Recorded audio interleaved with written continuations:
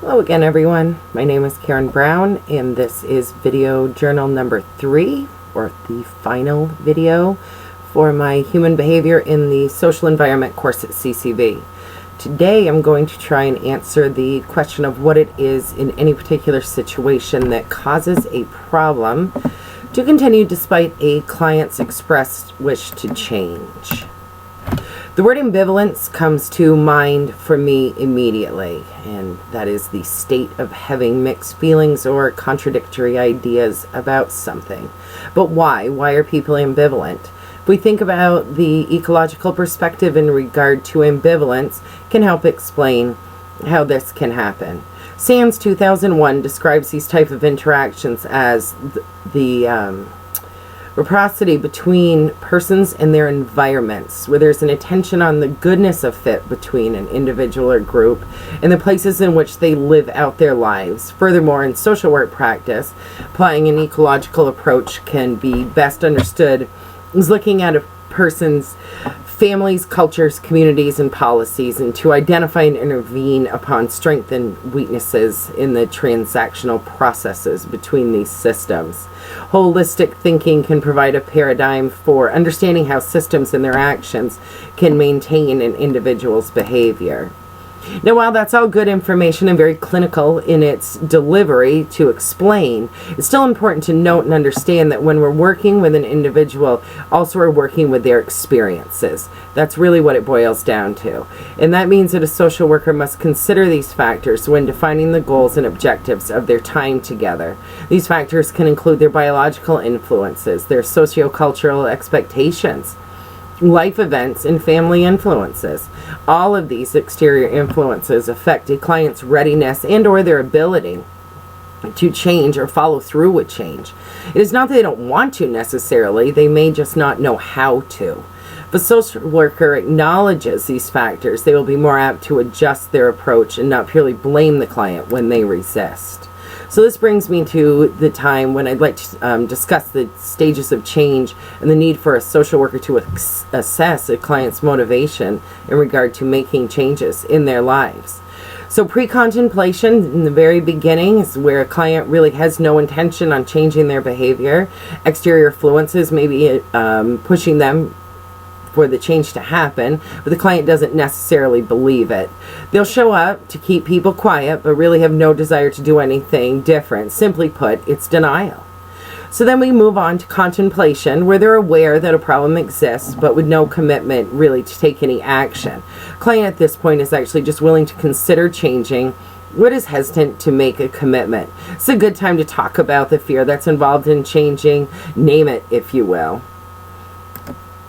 Next is a preparation or determination, and although this stage is actually quite rare, the client appears to be intent on taking action or is already in the process to address the problem.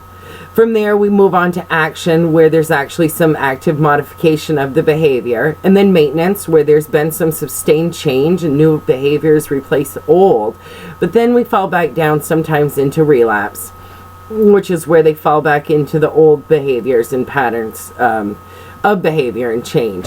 And I going to use a pencil to describe this. So if this is this line right here, anything that's over it is where the change is going to take place. Anything back here is where they've been. So a client is back here and they're looking at their lives. They're deciding that they need to take some steps that have to do with change, and they're moving right along. Then they get to this point and it's like they hit this just invisible brick wall. And what ends up happening is right here they know what to expect. What's happening over here they're afraid of. It's different. It's difficult. I do workshops at the prison in Swanton at Northwest State Correctional Facility, and I use that pencil. And I actually was just out there the other day and it asked them this question, and the very first thing that came to mind over and over again was fear. Fear of the unknown, fear of not knowing what to expect was one of the biggest problems that people said that they run into when they're even contemplating making any change.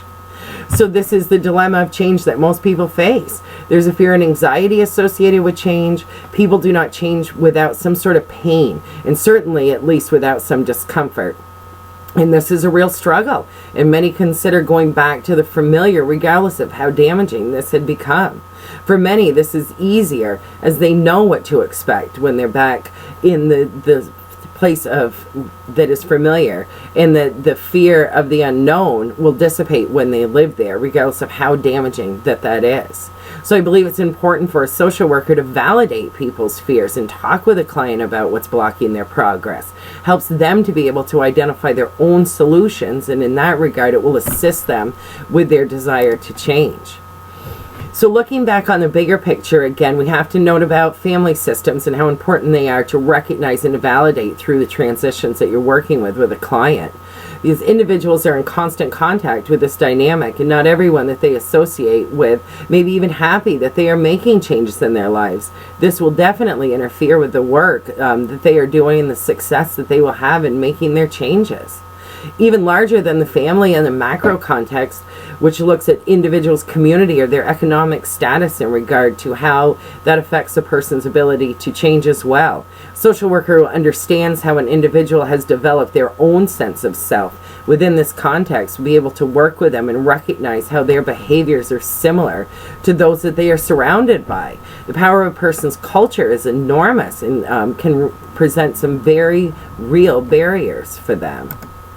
So in closing, I conclude that the reasons why a problem may continue in any particular situation, despite the client's express wish to change, is a very complex set of circumstances, where not one thing or another may necessarily be to blame, but a combination of many at the same time. So knowing this, a social worker can support an individual through a process that will have several high and low points, but with patience and guidance may help them to resolve a lifetime of issues that has affected them negatively. Thank you.